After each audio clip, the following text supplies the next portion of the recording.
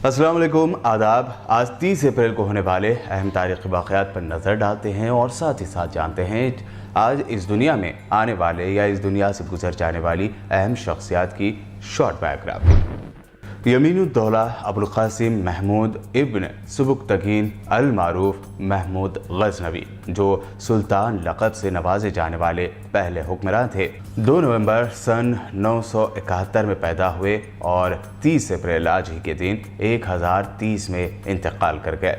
वो 10वीं सदी ईस्वी में गज़नी के मुस्लिम बहादुर बादशाह और आशिक़ मोहम्मद सल्लल्लाहु अलैहि वसल्लम गुजरे हैं, जिन्होंने गज़नी शहर को दुनिया के दौलतमंद तरीन शहरों में तब्दील कर दिया।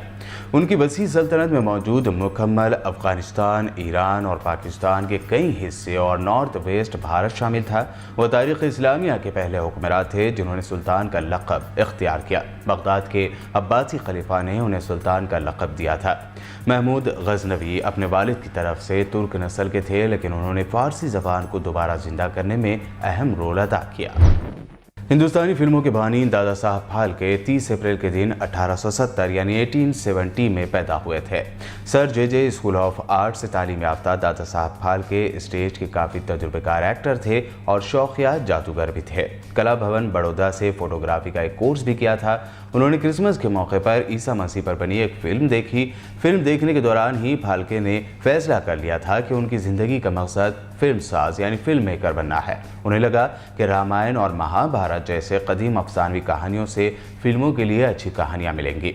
उनके पास सभी तरह का हुनर था। उन्होंने 5 पाउंड में एक सस्ता कैमरा खरीदा और शहर के सभी सिनेमा घरों में जाकर फिल्मों का तज्जिया करने लगे।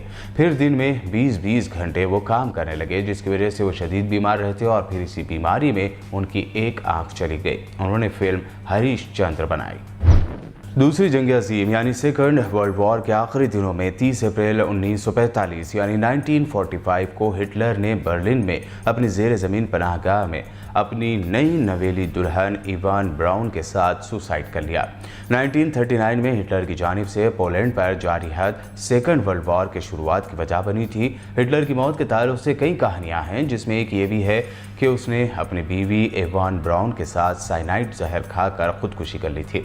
हिटलर की खुदकुशी के ताल्लुक से भी कई हिस्टोरियन मानते हैं कि हिटलर जैसा ज़हनी तौर पर ताकतवर और जंगजू इंसान खुदकुशी नहीं कर सकता था।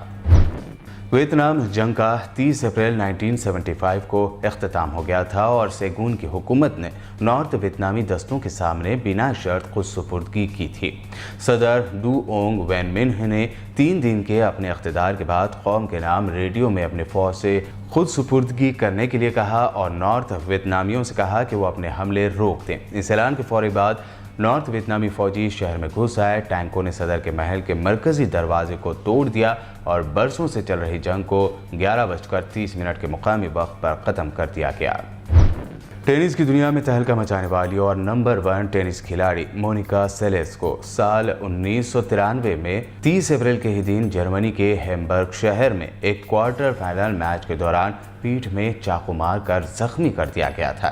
यह हमला उस वक्त हुआ जब मोनिका बल्गारिया की खिलाड़ी मैगी मेलेवा के खिलाफ 6-4, 3-4 से आगे थी और ब्रेक के दौरान कुर्सी पर बैठी हुई थी। यह वाकया 6000 शायकीन के सामने हुआ था।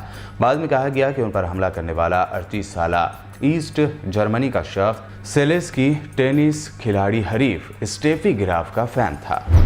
आज की तारीख को लेकर ये वीडियो आपको कैसा लगा कमेंट करके ज़रूर बताइए और हमारे चैनल को सब्सक्राइब और शेयर भी ज़रूर करें। देखते रहिए VPN चैनल।